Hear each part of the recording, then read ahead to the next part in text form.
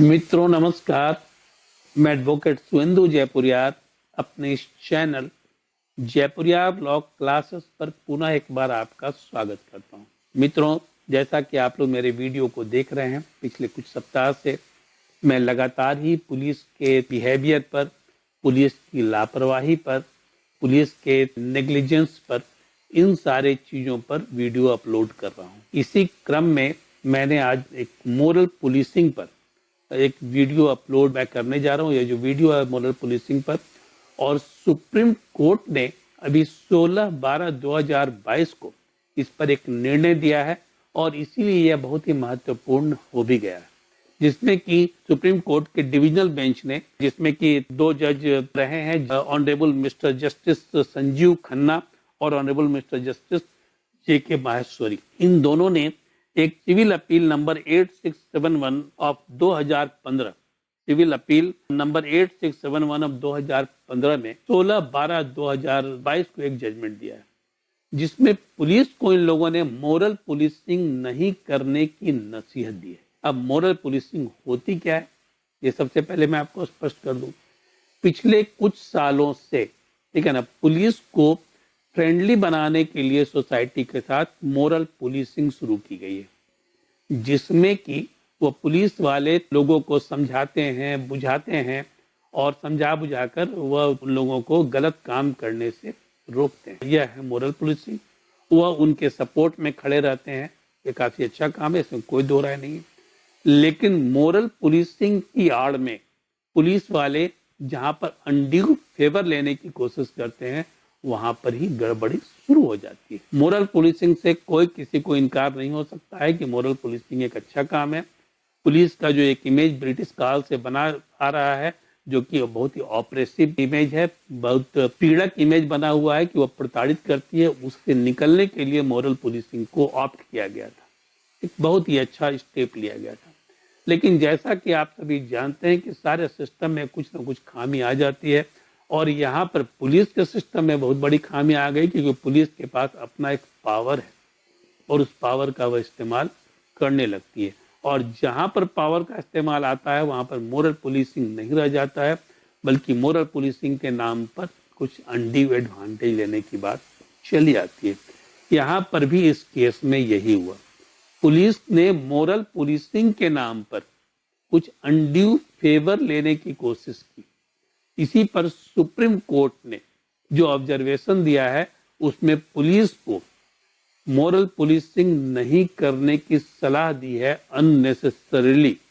ठीक है ना, यह कहा है कि कोई अननेसेसरी जहां पर रिक्वायर्ड नहीं है, वहां पर मोरल पुलिसिंग ना की जाए, और बहुत ही सख्त शब्दों में यहाँ पर तो हिदायत भी दी गई है। और मोरल पुलिसिंग के आड़ में जो अनड्यू एडवांटेज लिया गया है, उसमें कैसे एक पुलिस वाले को टर्मिनेट किया गया, टर्मिनेशन को कैसे सुप्रीम कोर्ट ने भी अपहोल्ड कर दिया, मतलब सही ठहराया, इसकी चर्चा आज मैं करूंगा। यह मोरल पुलिसिंग के आड़ में गलत काम करने वाले पुलिस वालों के लिए एक नसीहत है, और साथ ही साथ जो व्यक्ति, ठीक है ना, जो व्यक्ति जिन्हें लगता है कि पुलिस उन्हें मोरल जो पुलिसिंग उनके साथ कर रही है, उनके लिए भी एक नसीहत है कि वह अलग थलग रहकर कहीं कुछ ऐसी हरकत न करे जहां पर पुलिस को इंटरवीन करना पड़े। ये दोनों चीजों को इस जजमेंट के द्वारा हम देखने की कोशिश करेंगे।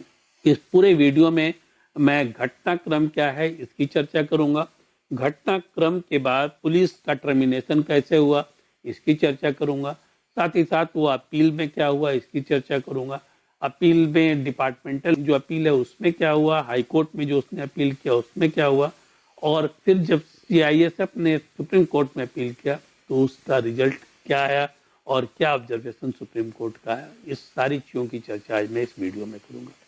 इसमें इससे आपको केस स्टडी की तो जानकारी मिलेगी ही मिलेगी, और साथ ही साथ पुलिस किस ढंग से काम करती है, या कैसे गलत या सही कुछ भी करती है, वह क्या करती है, इसकी जानकारी आप लोगों को मिलेगी। हाई कोर्ट का रिट जुरिस्डिक्शन क्या है, कैसे उसको काम करना चाहिए, इसके बारे में सुप्रीम कोर्ट ने जो ऑब्जर्वेशन दिया है उसकी जानकारी मिलेगी, और सुप्रीम कोर्ट ने जो निर्णय दिया है वह तो अल्टीमेट है, उसकी जानकारी भी आप लोगों को मिलेगी। अल्टीमेट मैं इसलिए कह रहा हूँ कि सुप्रीम कोर्ट जब कोई जजमेंट देता है तो वो कानून का रूप ले लेता है, ठीक है ना, इसलिए मैंने उसको अल्टीमेट कहा। अब यह घटना की सबसे पहले मैं चर्चा करता हूँ। यह घटना है गुजरात के बडोदरा जिले की। बडोदरा जिले में आईपीसीएल, ग्रीनफील्ड आईपीसीएल एक जगह है, और जहां पर जो पुलिस वाला व्यक्ति था, जो सिपाही था, वो वहां पर ड्यूटी कर रहा था। यह सीआईएसएफ का जवान था और सीआईएसएफ की वहां ड्यूटी लगी हुई। यह जो व्यक्ति संतोष कुमार पांडे नामक व्यक्ति 26/10/2001 को वहां पर ड्यूटी कर रहा था। वो आईपीसीएल ग्रीनफील्ड एरिया में बडोदरा में। वहां उसका एक मित्र था, और वह मित्र जो था महेश बी चौधरी, मित्र नहीं कोलीग कहिए, उसके साथ ही काम करता था। वह उस समय अपनी फियांसी के साथ मोटर बाइक पर बिठाकर गुजर रहा था। फियांसी को अपने मोटर बाइक में बिठाए हुए था और वो वहां से गुजर रहा था। वह अपनी फियांसी को, मंगेतर को, गरबा डांस दिखाने के लिए ले जा रहा था। यहाँ पर संतोष कुमार पांडे कांस्टेबल जो ड्यूटी पर था, उसने उन लोगों का पीछा किया। वहां पर उन लोगों ने जब देखा कि गरबा डांस का गेट बंद हो गया, तो वे लोग चले आए आईपीसीएल के चौराहे पर। आकर वे लोग वहां पर अपनी फियांसी के साथ वह बात करने लगा। तो वहां पर संतोष कुमार पांडे जो कांस्टेबल था, वह पीछे से पहुंचकर उन लोगों को डिस्टर्ब किया, डांट डपट किया, और उन लोगों ने कहा कि वे लोग यहाँ पर क्या कर रहे हैं। संतोष कुमार पांडे का यह आरोप था कि वे लोग कुछ इनडिसेंट हरकत कर रहे थे, ठीक है ना, कडिंग कर रहे थे। तो वहां पर उसने यह आरोप लगाया। जबकि संतोष कुमार पांडे के ऊपर उसका जो कलीग है महेश बी चौधरी, उसने यह आरोप लगाया कि वह उसकी फियांसी से अकेले में मिलना चाह रहा था और उससे कुछ अनड्यू एडवांटेज चाह रहा था, जिसके लिए महेश बी चौधरी किसी भी सूरत में तैयार नहीं था। तब ऐसी स्थिति में संतोष कुमार पांडे कांस्टेबल जो ड्यूटी पर था, उसने उसे धमकाया, और ऐसा नहीं करने पर उसके एवज में उसने कुछ डिमांड की उससे, और तब उसने उसकी कलाई की घड़ी जो थी वो उससे मांग ली, और समझिए कि जबरन उससे ले ली वह घड़ी। यह पूरी घटना थी 26/10/2001 की। जब महेश बी चौधरी दूसरे दिन ड्यूटी पर आया, तो उसने अपने कलीग को इस घटना की चर्चा की, और उन दोनों ने मिलकर डिसाइड किया कि डिपार्टमेंट में इसका कंप्लेन कर देना चाहिए। तो डिपार्टमेंट में इन लोगों ने सीआईएसएफ के ऑफिस में इसका कंप्लेन किया। सीआईएसएफ के ऑफिस ने इस पर तुरंत ही उसने कॉग्निजेंस लिया। वहां जो कंपनी बटालियन था वहां पर पोस्टेड, उसने तुरंत ही इस पर कॉग्निजेंस लिया, और यहाँ पर डिप्टी कमांडेंट को इसका इन्वेस्टिगेशन सौंप दिया। डिप्टी कमांडेंट ने अपने इन्वेस्टिगेशन में पूरी घटना को सही पाया। डिप्टी कमांडेंट ने महेश बी चौधरी का तो स्टेटमेंट लिया ही लिया, संतोष कुमार पांडे का भी स्टेटमेंट लिया, महेश बी चौधरी का जो कॉलिग था उसका स्टेटमेंट लिया, और महेश बी चौधरी की जो फियांसी थी, सुप्रीम कोर्ट ने भी इसका नाम नहीं कोट किया है, किसी कोर्ट ने कोट नहीं किया है, वह कुछ प्राइवेट रीजन से इनकी प्राइवेसी को ध्यान में रखते हुए, तो उन लोगों ने उनकी फियांसी का भी स्टेटमेंट लिया।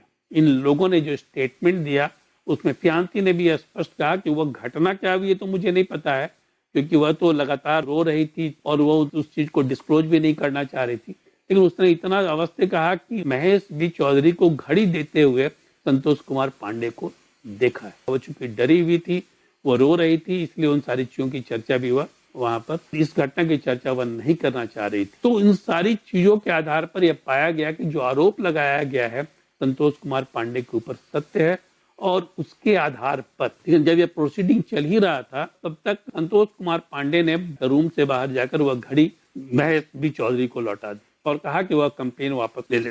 महेश बी चौधरी उसी समय कंप्लेन को वापस लेने के लिए आवेदन दिया, लेकिन चूंकि पूरी प्रोसीडिंग हो चुकी थी, मामला सत्यता का पता चल चुका था, और चूंकि घड़ी वापस किया तो उसको भी और इंडोर्स कर रहा था, तो इस आधार पर संतोष कुमार पांडे को टर्मिनेट कर दिया गया। संतोष कुमार पांडे ने इस टर्मिनेशन के खिलाफ में डिपार्टमेंट में जो अपीलेट अथॉरिटी है उनके पास जाकर उसने अपील कर दी, लेकिन अपील में भी ये सारी बातों को सत्य माना गया और उसको टर्मिनेशन को अपहोल्ड ही रखा गया। अब जब वो एग्री था संतोष कुमार पांडे, तो उसने हाई कोर्ट में रिट फाइल कर दिया जाता है। डिपार्टमेंटल जब टर्मिनेशन होता है तो उसके खिलाफ रिट फाइल होता है। तो जो रिट फाइल किया गया उसमें उसने स्पेशल लीव एप्लीकेशन लगाया। वो स्पेशल लीव एप्लीकेशन नंबर है 13,718/2004। मतलब 2004 में गुजरात हाई कोर्ट में उसने यह रिट पिटीशन फाइल। उस रिट पिटीशन में जो हाई कोर्ट ने जो ऑब्जर्वेशन दिया वो भी थोड़ा सा वियर्ड टाइप का ऑब्जर्वेशन था। हाईकोर्ट ने जो ऑब्जर्वेशन दिया, उसने हाईकोर्ट ने कहा, पहले तो मैं बता दूं कि हाईकोर्ट ने उसके टर्मिनेशन को रद्द कर दिया और उसको रिइंस्टेट कर दिया, मतलब उसे पुनर्बहाल कर दिया गया अपनी सेवा में। ठीक है, हाईकोर्ट ने उसमें कहा कि इसमें जो सोल टेस्टिमनी है सिर्फ कंप्लेनेंट की है। दूसरा, उसने यह कहा कि इसका जो एविडेंस है वो अभी इनकंसिस्टेंट है। दूसरा है कि हाईकोर्ट का ऑब्जर्वेशन था कि उसकी जो फियांसी, उसकी जो मंगेतर थी, उसने यह कहा कि कोई भी घटना को उसने नहीं देखा, सिर्फ यह देखा कि जो वॉच है, जो घड़ी है, उसको वह कांस्टेबल पांडे को वह घड़ी उसने दिया है।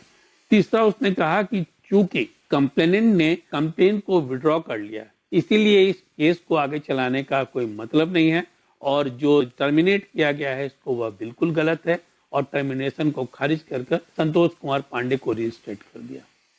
तो सीआईएसएफ ने उसके खिलाफ में अपील फाइल की सुप्रीम कोर्ट में, जिसकी मैं चर्चा अभी आप लोगों से किया था, नंबर भी मैंने आप लोगों को बताया। तो सुप्रीम कोर्ट ने पूरी प्रोसीडिंग को देखा, पूरे चीजों को सुना, समझा, और समझने के बाद जो ऑब्जर्वेशन दिया, तो ऑब्जर्वेशन बहुत चौंकाने वाला है। हाई कोर्ट के कार्यशैली पर उसने प्रश्न चिन्ह खड़ा किया। उसने कहा कि हाई कोर्ट का पावर किसी भी केस के रिव्यू का है, और केस का जब रिव्यू होता है तो वहां पर उसने यह बहुत ही स्पष्ट किया कि उसमें एविडेंस को रीइवैल्यूएट नहीं किया जाना चाहिए।